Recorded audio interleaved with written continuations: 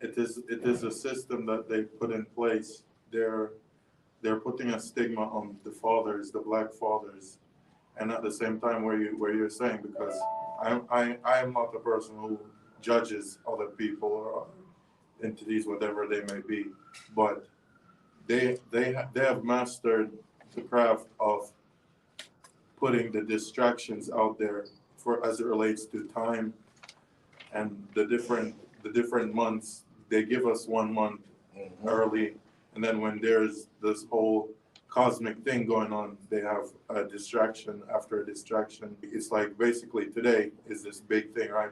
Tomorrow is the fathers, and then there's a stigma where we're gonna say, "Oh, my dad didn't do this for me. You know what? My dad didn't do that for me." So I'm focusing on a total different thing. I want to say this, right? We have to change that. So hello again to the streaming audience. I am Obioma Richardson, founder and CEO of Watch Her Win, New York, and I have Black Rose, the master painter, owner of Soul Artistic Trends Art Company. I want to ask some questions to Black Rose. You did say this earlier, but we have some more people in the audience. So overall, right? Overall, what does Juneteenth mean to you? To be honest, in retrospect, nothing. Okay. Being Black is more than a day. We go through so much. You know, a day could never define. Yeah, I know it's the day that we, quote unquote, obtain freedom. But the day after that, the worst of things happened. You understand? We were hunted down in the streets for nothing. One of the things that's so crazy, you know, Black Wall Street, we all talk about this Black Wall Street. We all talk about it, right? The government destroyed that community because they could no longer monopolize the people. They figured out a way to keep the revenue in their town from the movie theater, the pharmacies, the churches, the cabs, whatever, you know, the whole situation was a self-contained unit. And the government said, no, y'all can't do that. And they blew it up and then act like they didn't do it. My whole thing, when it comes to this day, yeah, it's a day of empowerment from, you know, the past, but every year that it comes forth, we have to be aligned and doing greater things. You understand? And this is, if one person has an idea or one person has a business, we support that individual, you know, then let's say the next person who's Black that has a business, we come together and we help them. You understand? Then we can actually create a force. You understand? Like, you know, everybody got businesses, you know, we all try to support. But if we get in it together and just support each other, it doesn't matter. Yo, if I can't come to the event, yo, I'm gonna buy a ticket. You know what I'm saying? That right there, that's a form of support. You understand? If I can't go, let me send my friend. He likes this too. So yo, homie, go. It's about the, you know, how hard we're gonna push to, you know, make Juneteenth actually really matter. You understand? Because it's a part of history. All it is that was the day that they told them they were free. But that was the day that some of the most craziest struggles began. You understand? Yeah, it's one thing. We came over on a slave ship. Yes, we came over on a slave ship. They stripped us of our pure heritage, then gave us solution. We figured out a way to make it through this, to start again, and you still want to destroy every term we have. So basically, you're saying they told us we were free, but released us into the chaos of what they created and what they're continuing to create. So we're going to get into the pieces now. You created artwork. Was the artwork created in honor of Juneteenth, or like, what was it created? It's in honor of the struggle. Okay. Even after Juneteenth, still, pardon my language. People were still running from slavery. You understand? So how could, you know, it's not, but everything is rooted from that time frame, from, you know, this painting. Each one, it tells its own story. So, you know, we all read about when the slaves were on the railroad and they were trying to get to freedom. You know, this painting here is one, you know, because it's a rendition, Harriet Tubman, you know, and this is Wade in the Water. You know, after the Negro spiritual. You know, there were many nights when they were traveling and they were trying to get to freedom, you know, spending 3 and 4 hours in water because the slave catchers were nearby and you couldn't move. Now you gotta be quiet. And we in the water, you got children, pregnant women, you know. It was a struggle. It was crazy, you know. And the funny thing, you know, everybody like hush puppies though, right? But nobody actually knows where that came from. Hush puppies were actually, you know, food that was made to throw to the dogs to keep them quiet as the slaves were running through, you know, through the forest. You understand? Cooked rice was braided into hair, you understand, of slaves so that, you know, when they're waiting, we undo the braids, yo, we got a little snack we can eat. You understand? Like, people don't understand that, you know, just the Freedom Day, that didn't mean anything because the struggle was still there. People were still trying to get out and they couldn't get out. So, you know, this painting here, the reason that, you know, the gold is the people of the earth. You know, we come from Africa, you know, the gold, the diamonds, everything. You know, this is why, because the gold highlights so much more. You understand what I'm saying? And, you know, the time is night, 4 in the morning. You understand? And you look at it, you can actually see the figure with the shotgun. You see the man, you see his wife, and then you see the young girl. The young girl is actually holding a baby.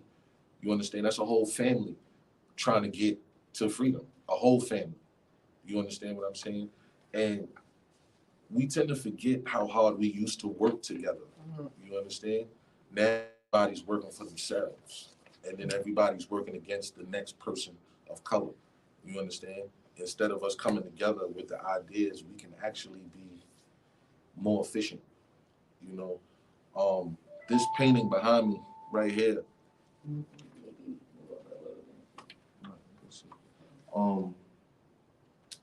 After 10 years in prison, right? You know, slavery is, you know, not just a time. It can be put into your mind. You know, you've heard the saying, you know, you can lock up my body, but you can't lock my mind. 10 years in prison was the worst thing that could have ever happened to me. It was a form of slavery. You understand what I'm saying? The overseers were all white. The overseers were all white. The black overseers that were there acted white. And they treated you worse because you were black. You understand? They looked down on you because your life, you know, you had a situation and, you know, it brought you to jail. And it was like, you know, nah, we gonna do you even dirty. It's just constant, repetitive destruction of your soul, your family, just your whole being. And this painting right here, June 18th, 2008, was my day of freedom to be re-released back into the world to try to make a new beginning. And it was one of the hardest things because, you know, having a felony and, you know, nobody wanted to hire me. And, you know, I worked at a college for like 7 years and, you know, got my swag together with the knowledge. But this painting, when the company first, when I sold my first commission work for off-Broadway play for about $2,500, that was freedom. That was freedom for me, you know. And just like any slave who made it running through the trenches, snow, hail, and you finally get to that point where you can break the shackles, that is there. Slaves are for sale, meaning souls are for sale. This here is still happening now. You understand?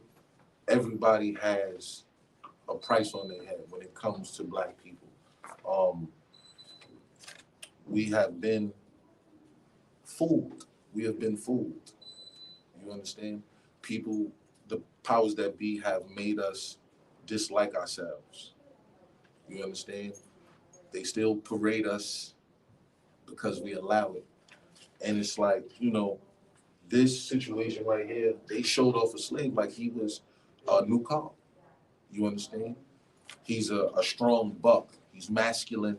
He's good. He can help with lumber, this, that, and the third. So it was, it's merchandise, and now we've fallen so victim into it. We don't like nothing about ourselves. We don't like our skin complexion. We don't like our hair. We don't like our body. You understand? Because they told us that. They told us that. You know what I'm saying? So your thoughts and your body is for sale because you're not listening to your own self, your true inner self. You understand? So to interject, stop right there, this one. When we think about sports, I know Colin Kaepernick came out with the Netflix series. And this is powerful to me because I remember this was the beginning of the show where they're auctioning you on the football line, right? And this man got let go because he stood for something and everybody turned against him. So this piece right here is powerful. It makes me think about even corporate America sometimes where you're the only one in the room. I've been there, where you become the token Black person or Hispanic person, and then everyone else is just an onlooker. So this piece right here is just it goes so beyond everything that we're going through as a people in all of the industries. So I just wanted to. As crazy as it may sound, we need to go back to segregation, to be honest. The funny thing people don't really understand, right? Because everybody knows what the femur muscle is, right? Everybody knows what the femur is in your legs, right? You know that makes you a superhero, right? Because that makes us more agile in all sports. This is why Black people excel in anything athletic. Anything. I don't care. Listen, anything. The problem is when the Negro Leagues, all of the Negro League situations that we had, from baseball to basketball, we wanted to be accepted, but we were nice. When they let us into the NBA, you look at the footage and you see how these Black men are agile, floating through the sky. The whole situation, if we could go back just to us, get back to us, that's the whole problem. We're not doing us, we're doing them and letting them do us. You know what I'm saying? The painting right here, Black is Power. That's my friend's daughter. The painting, he actually brought the painting already. But that's his daughter. His daughter is, well, I'm one of her favorite painters. She likes my art. She owns 3 paintings. She's a little girl. She owns 3 paintings. So I painted the picture, and when I sent it to her pops, the whole thing for this is he's educating his daughter on us. And they were out, and it just so happened it was a Black Lives Matter sign. And she literally said, "Daddy, take my picture." And she put her hand up, and she's just like, "Yo, this is a statement," And the whole thing about our culture, if we start showing them that our culture is the richest culture, period, from the beginning, the problems that lie now we would not have. Because I came from, the one thing I always knew Black was the best. I came from a Southern family on both sides, pride in everything. You can't go to the store looking crazy.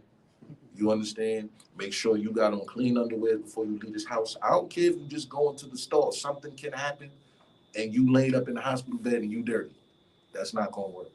It was structure, life structure from that old upbringing that we no longer have. And then the fact of, for you to give somebody some information, everybody takes offense to it instead of learning from it. Like, oh, you know what, you might be right. Let me put that in my mind and move forward. But it's all objective. It's always an objection. You understand what I'm saying? I gotta go to the end. So the mother and child. Slavery, the kids were taken. The kids were taken, separated from their mothers. The mothers are forced to breastfeed the master's child while her kid starves or is sold off into slavery, another plantation, whatever have you. But the story of the mother telling her child that we're gonna be okay, we're gonna be able to get through. That's what that is. She's telling her, like, even though in this situation we're in, it's gonna be all right. We're gonna be able to rise above, right? The young princess from the original place of her birth, Africa, the gold, the garb, the pure beauty, the essence, that's that child. But in that first picture, she was taken out of that and stripped of all that was hers. You understand? To become that one and demand freedom, and not just in a sense of imprisonment. No, freedom to do exactly what everyone else does. To be, I don't want to be accepted. I want the equality of it all. The same thing that every other race gets from hate crime laws being passed because a Chinese dude got beat up in the street, where black people have been getting murdered by everybody and can't even get a hate bill passed for protection. Women, children, anything, nothing. You understand? So freedom is bigger than a date. It's bigger than the 19th. You know what I'm saying? It is a long struggle, you know, of many things. Education, financial, even living, you know. Being from Harlem, you see the whole flux, you know, but, you know, there are things that are happening that, you know, as long as we sticking together is the key. If we could get together and stick together, we could be all right. But until then, it's going to be a problem. So do we have any questions from the audience or? Sure. So State your name, so if you don't mind. Teresa. Thank you. So a few things. As far as the Colin Kaepernick reference, there's a book, I'm sure they have it here, $40 Million Slaves. Mm-hmm. Right, so I suggest people probably pick that up. And as far as the picture Slaves for Sale, I would watch the movie King Kong, the original, Yep. black and white. I think that just looking at more specifically you as the artist, from the paintings I've seen, I can't say I've seen all your paintings, but from what I've seen here and other places, you focus a lot on women as the main character in most of your paintings. What is the thought process behind it? Like it's intentional. I was raised by women. I was raised on both sides by a tribe of women. The thing is, even, you know, we could take it back to the beginning. The women gave the children the power. The father gave them the strength, but the mother gave them the knowledge. My mother was a painter. We went to the same high school. I had no clue until I got in. And women are overshadowed, especially black women. You know, we're going through a situation with, you know, all of this plastic surgery and all of that. I just want black women to know, you know, I paint the truth. I'm not gonna lie. Nobody can commission me and be like, oh, listen, I need you to slim this down. I'm not doing that. It's bigger than you trying to, you're creating a facade image that's not real. And after I do that, that's no longer the picture. You understand? But my focus for women is just to show how beautiful, how in depth women are, and how important women are. You know, it shows the truth. It's just the truth.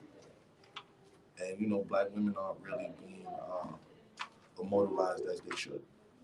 Everyone likes the Black woman's culture, but no one wants to lift her up. The Kardashians got braids, and the Kardashian braids. What? Wait a minute, fam. Those is the Bo Derricks, man. We've been rocking those for years. Whole tribes, all of the hairstyles. I'm saying it's not a racial thing, but yo, y'all still out here. I want to rename it. First of all, this has been around over 500 years, 600 years. No, you understand? But it's just to show that part. Yes, Bill. Hi, I'm Bill Harris, and I just want to know what inspired you about the colors for the, which one is it?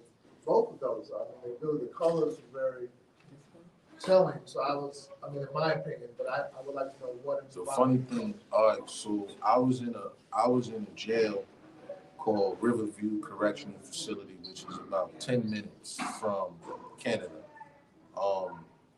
As the teacher's aide, I used to be in the school building longer. So when the sun sets and the sun rises, because I had to do a lot of programming for the art class, and I used to be able to see the transitions of skies. This is actually called cloud iridescence. It's all about how the sun shines through the cloud and reflects off of water. And because of being in Canada, the skyline is different. You know, the skyline all over is different.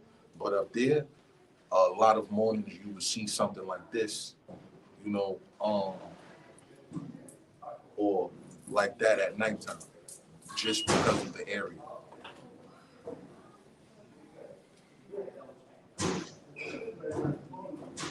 Someone like me to ask a question. Yes, we are getting. We're getting. I can't see from here, but we are getting questions. Thank you, Amir. Yeah, just one love from the Ranters Union would like to know, since we honestly celebrate an act that took 2 years to enforce. That's what they asked. It actually so it didn't take 2 years to enforce. It's like years, centuries to enforce, because like I said earlier, they celebrated in Galveston, Texas, and this didn't become something nationally until 2021, where it's a national holiday, federal holiday. My thing is, we need to celebrate anything Black. That's what we're trying to do. I am celebrating the organization, and Black Rose are collaborating to celebrate Black business, right? So we're celebrating him and his artwork, celebrating me and the work that I put in to create an organization for the community. I think that's what we need to start to look at. Like, it's not about should we be doing this because they didn't do this. We know what was not done for us. We know that. But if we start to celebrate each other and provide content and knowledge, then that's how we move forward. Because we have to move forward. My grandfather was in World War II. He was not able to vote.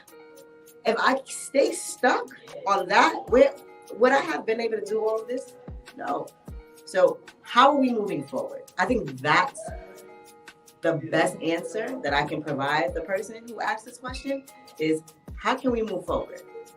I don't want to stay, I know my history.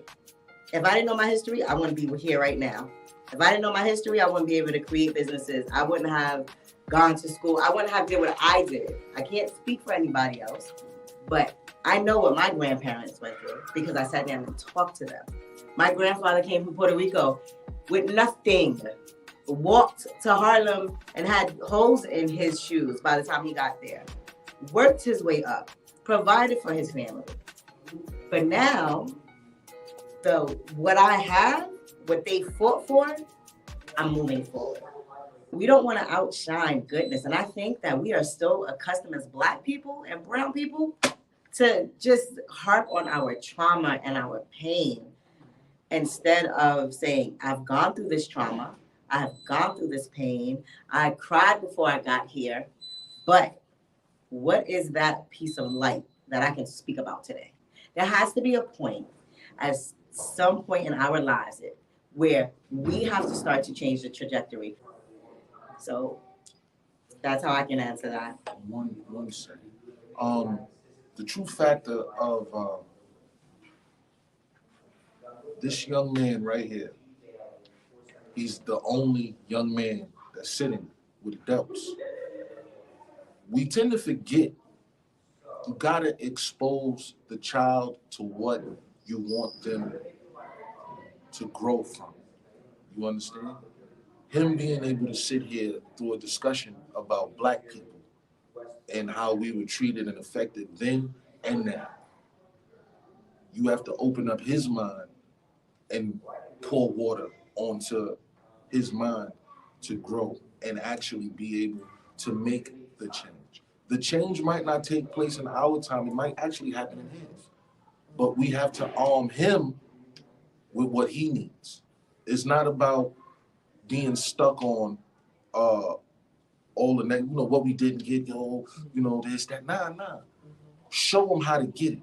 This is what we gotta do. Listen, you gotta create this, then bring it together, and then you can get this. But until we do that, yeah, I know the biggest problem we got is social media. If we could limit that, you understand? Like limit that little part for a little bit, the kids would be so much greater. And I get it, we in the information age. Yeah, but truthfully be told, the information age is actually blocking them. You understand? It's blocking all the true knowledge that they could actually have. You understand? No conversation. Kids have actually the abbreviated English. You understand? That's what they've created. Abbreviated English. People actually, I deal with kids in school that actually write like that on paper. The community no longer raises the children. One of the things that, growing up in Harlem's always been a close-knit community. I grew up in the projects. So you got 5 buildings on one side, but the whole block is the community. Everybody know Miss Mary. Miss Mary make the best pies on the block. You see Miss Mary, you gonna help Miss Mary, whatever. If you need something, someone's gonna help you. You understand? Like now we're at a point where you can't even talk to somebody and say, yo, listen, man, you need something. I don't. We got to get back to what we did best. We're too busy. We're following. You know what I'm saying? When we were the leaders, we became followers now. And now we are being slaughtered. We are a part of the slaughter now. The funny thing, today is the 18th. Today makes 14 years my business has been in Harlem. I started it when I was in prison, like literally 2 years before I got out.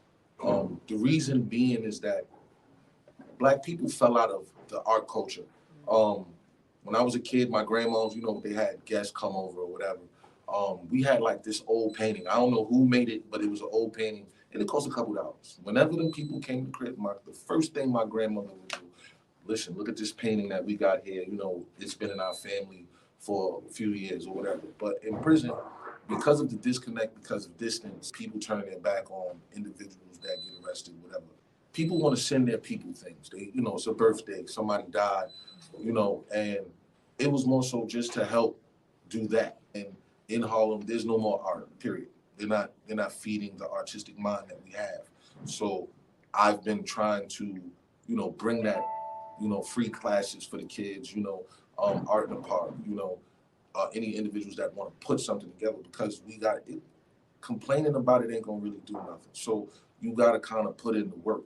But the young brother, that's how we gotta do it. Coming home and being able to change a person's outlook for a situation that they've been through with a painting. You understand, whether it was a concept, whether it was a portrait, even just something that I painted. And, it brings a different perspective to their life, a little joy, so it's, it's that thing for me, but,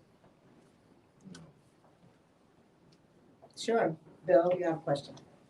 I just want to jump in and just really say that I kind of probably get a little kickback on this, but I believe in blaming the captain of the ship. Okay. And being that we live in a system that is dominated by a certain small amount of people, they control the ship. So the reason I think to go back to the question, I believe it was like how Juneteenth and how it affected me and how I got to know about it, or why is it here now, is because the captains of the ship are allowing it to be now. And if that's the case, in my point of view, I would think that they have an advantage of something to gain from doing this.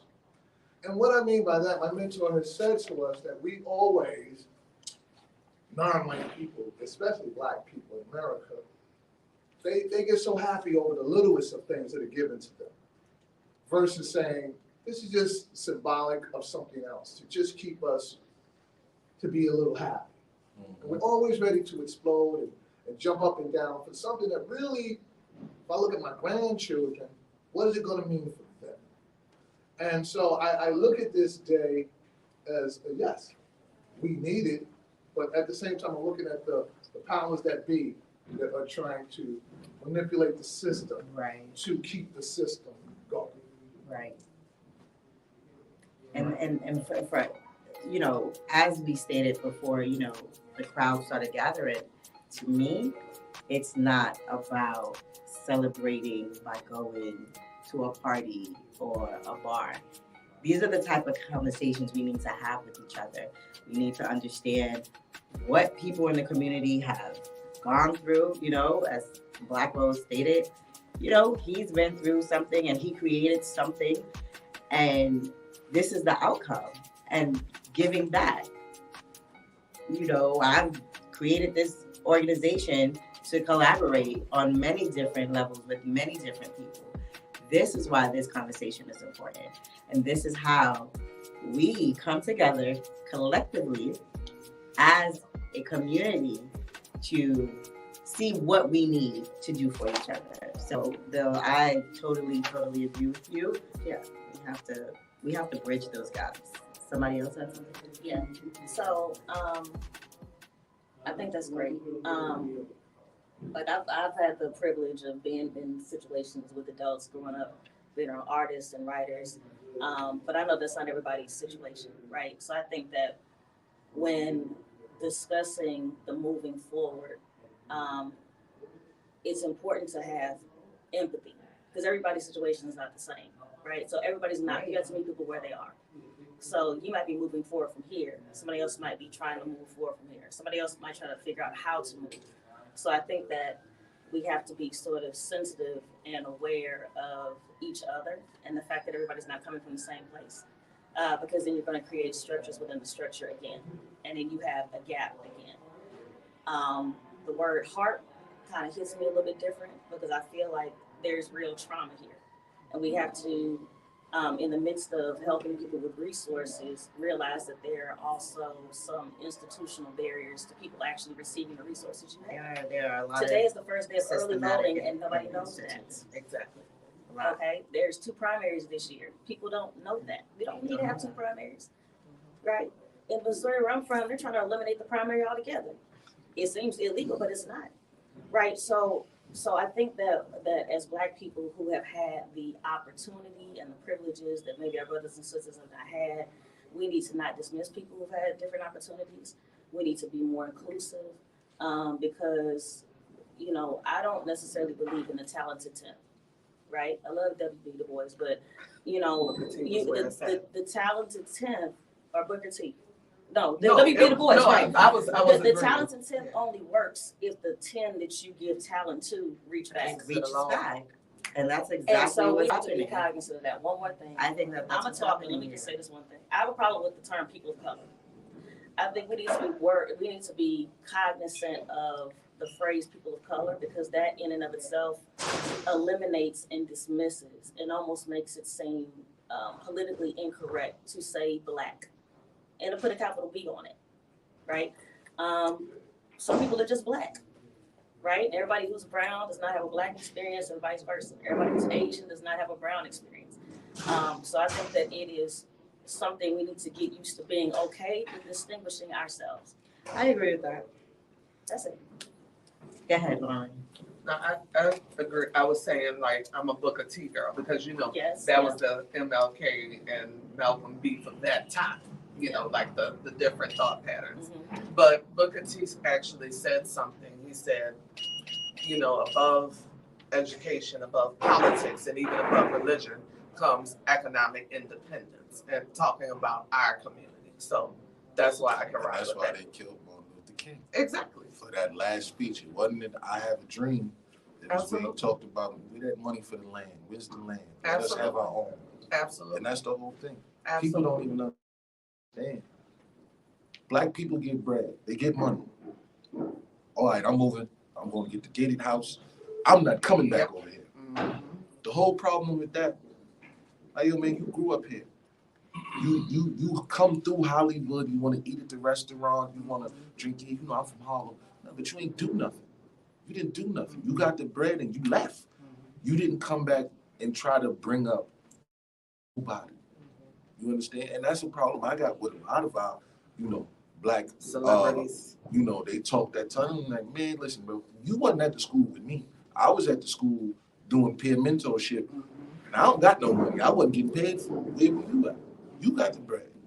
That was my question for you. So I heard you mention something about art in the park or something of that nature. What are your community programs? Because me being on I actually have my own program that I created that I implement. So I teamed up before the pandemic. I teamed up with the Cecil. So we were doing brunches, right? The kids they eat and pay for free. Parents, y'all pay for y'all food, but the kids is good over here. Mocktails, what have you. Me being one of the youngest historical painters out of Harlem, because I've designed artwork for Minton's and Cecil. I've done the outer interior work for them. That team up, is for the community. This is where I'm from. Saturday and Sunday to do 3 sessions with kids that are not exposed to art, because in the school systems, because I work with Bill here, the first thing they cut is art. The first thing, and people don't understand the creative process is what keeps a mind free. If you shut down all the creative process, you can get a straight square. Now you're square. You're just gonna go and do what everybody else is doing. You're not gonna dare to be different. You're not gonna dare to be different at all. And the whole thing with being a creative, that makes you different. It makes you unique. You understand? The things that you can do and give to another person, like through visual, through the art, I'm giving you a visual, but they shut all that down. And listen, I've gotten calls for jobs. Come take the interview. Oh man, listen, so the budget just came in and there ain't no budget. I'm sorry, the job is gone because they don't want to feed that. I grew up, this was District 5. District 5 in Harlem, we went to plays, we went to museums, we had dance class, we had art class, we had everything coming up in the late 80s, early 90s, all of that. You know what I'm saying? Roberto Mente was art divided school where they had dance, they had art, they had math, they had whatever your mindset was, social studies, but you're still gonna get all of this though. You're still gonna go to art class, you're still gonna go to dance class, but it was more cultural. Now, no, it's not. It's none of that. So you just cultivate your own program. It's actually a 12 module program, teaching everything from sign painting, cartooning, portraiture, logo design, sign painting, the whole, and like a lot of technical, even designing business cards. If you don't have, before there were computers, individuals had to literally hand design the business card on the very same size of the card. You know what I'm saying? And then put it to a printing press and create a mold to then run it. So that's a whole job that actually one person does it now. Only one person. A line is called a delineator. He aligns everything and then prints it. And that's it. And he gets the big bucks. But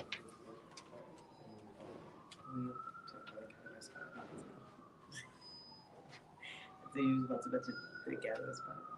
No, not at all. any questions? This is my first time knowing who you are. Does your program include writers, or is this just strictly painting? Well, I'm saying I'm a painter, so like my extensiveness is all key points of art. Now, you being a writer, now if you want to create unique fonts with your work, yeah, I can show you how to do that. As far as calligraphy, letter profiles, and stuff like that, I can show you how to do that. But writing, I'm a musician, but it's not the thing, But words, you can design words to be art. Okay, thank you. Any other questions? I just have a question. I mean, we talk about Juneteenth and we sit in these forums like this. And my question would be to you, being that you did talk about your program, because I was having a discussion with a person who is, they have capital to do these type of programs and open up these centers. But what I find out is that most of it is about sports. And so I asked that person, I'm sitting there with them, I'm like, well, what about the child? Because we have multiple intelligences, right? Art is one of them. So I asked him, I said, well, why don't we bring into our centers a how to become a doctor program or a scientist or it's just like only we want them to go and play basketball or play a little, and it's like, and that's what my kids, when I talk to them, I say, well, what do you want to be? Especially my blacker children, they're saying to me, I want to be a basketball player. There was a big play on STEM at one point. Everything was STEM. Yeah. I hardly hear about it. I don't hear about it anymore. So it's like, what happens is the powers that be do see how we start to take on STEM programs or doctor programs, medical programs, and things like that, and succeed. And then they start to revert back. So no, we can keep pushing sports on them. And music. And music. Right. And it's, 1 second, it's how are we gonna come together? That's the question. How are we coming together to put these programs up forth? And it's harder, right? Because we don't all have the resources to maybe create. So how do we come together? So that's my question to you or anybody in the audience. How do we come together to put programs like this together? So that way we don't have to depend on others. Jesus, and I know the answer to that too. But as a chairman for the NAACP Arts and Culture, we have a lot of older fractions that are in play that don't want that to happen. The simple fact, they get money and they don't want nobody else to get nothing. So they I'm sorry to interrupt. By older fractions, can you get a little nuanced with that? Are you talking about the old guard, older members, older people? Okay. Because they're the ones. They have all the power. Same with HBCUs. The problem is, all right, I wanted to do an event, right? So I set my Zoom up. I checked, I emailed everybody. I said, yeah, that's a good day to have it. The day come, everybody's sending me email, no, we're not going to be able to make the Zoom because we're recognized. How? When? This just came out. But you know what? I figured out what the issue was. My situation was too well put together and too well thought out. They couldn't find a hole. So the only way that we can drop it is by not coming to the Zoom. You understand? I found my own space. I found the people that would sponsor. It was like, nah, we can't let him do this. You understand?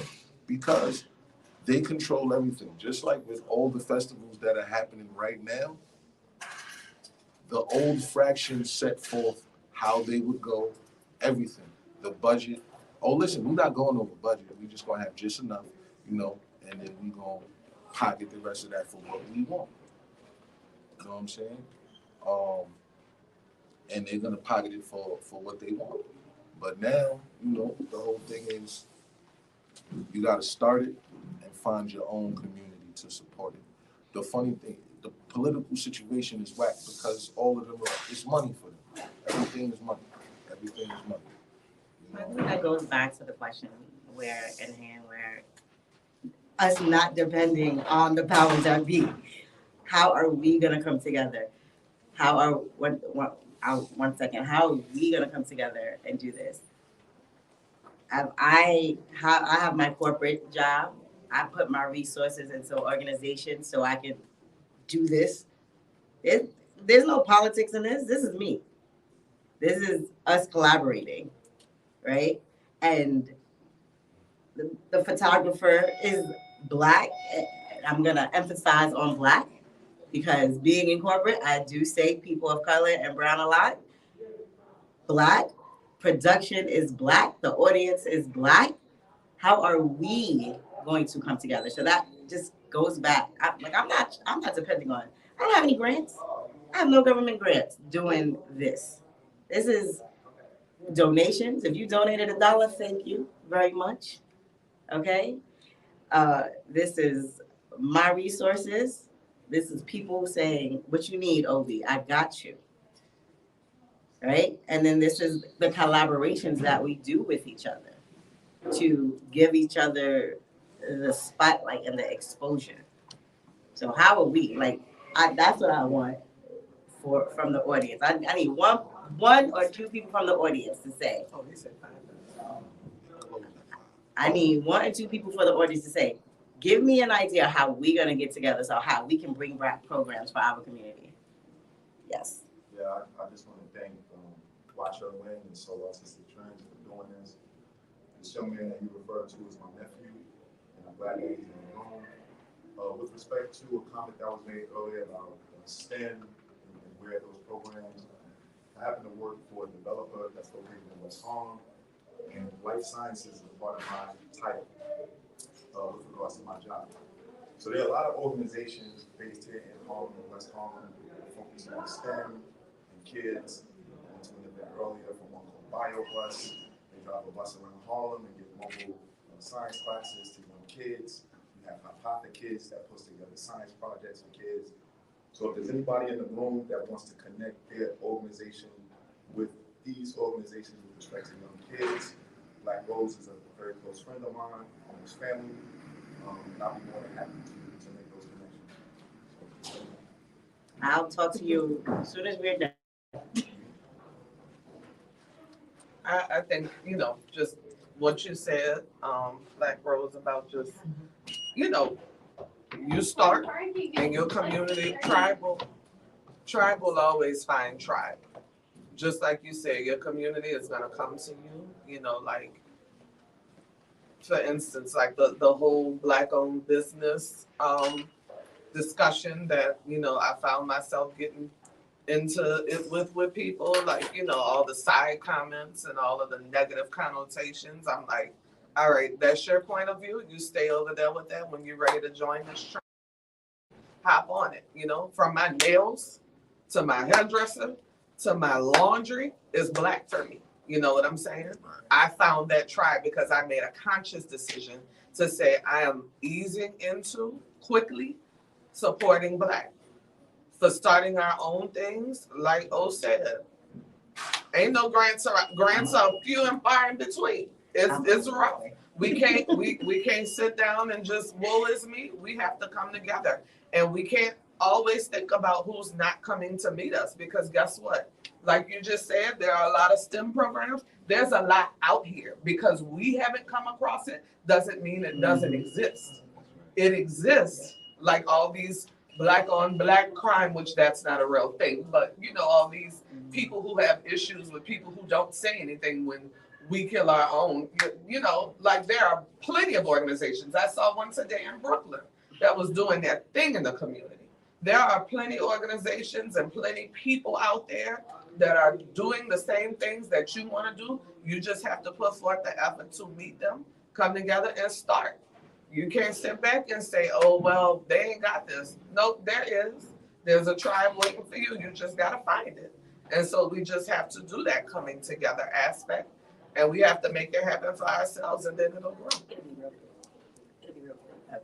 Real It'll be real quick. Okay, real quick. Okay, so I'm just gonna say my thing is called ratchet politics. And so I appreciate you inspiring me. I'm gonna get it back together. So it's sort of political education, it's civic engagement for Black people, right? Because there's a gap, right, about how the political process works. And so it's sort of doing this whole thing. As far as STEM, there's a program called Bridge where they do golf, but they also do STEM. It's on 116th. They usually co-associate with the Frederick Douglass Academy. And in history behind that, we are agriculture by nature. So you talk about Frederick, Booker T. Washington, the A&M universities, the A&T universities. When we go to HBCUs, we usually graduate in chemistry and biology. More so we're the natural scientists, right? So I think part of the interest, maybe getting young people interested in is knowing that's who we are. It's not like a stretch to do math and science. That's who we are by nature. So anyway, that's all. So we're gonna close out. I want to thank everyone for this amazing discussion. Thank you, Black Rose. Artwork is impeccable. You want to tell people how to find you? Soul Artistic Trends on Instagram, Facebook. Like I said, today makes 14 years. 14 years after doing 10 years. The struggle to get people back into having art is my fight. Exposing the children to it is my fight. Letting them know it's okay to be creative, because that means that you're just unique. You understand? I appreciate everyone taking the time out of their Saturday to come sit and have a discussion on us. And hopefully we can be able to do it more often and in a higher elevation. Thank you. And, Obioma here, this brings me joy to bring community together. It brings me joy to give content, and it brings me joy to just work with other Black people and allow them to talk about what they want, what their need, and their businesses. So on that note, I'm out. Thank you. So before everybody leaves, we got the photographer, please.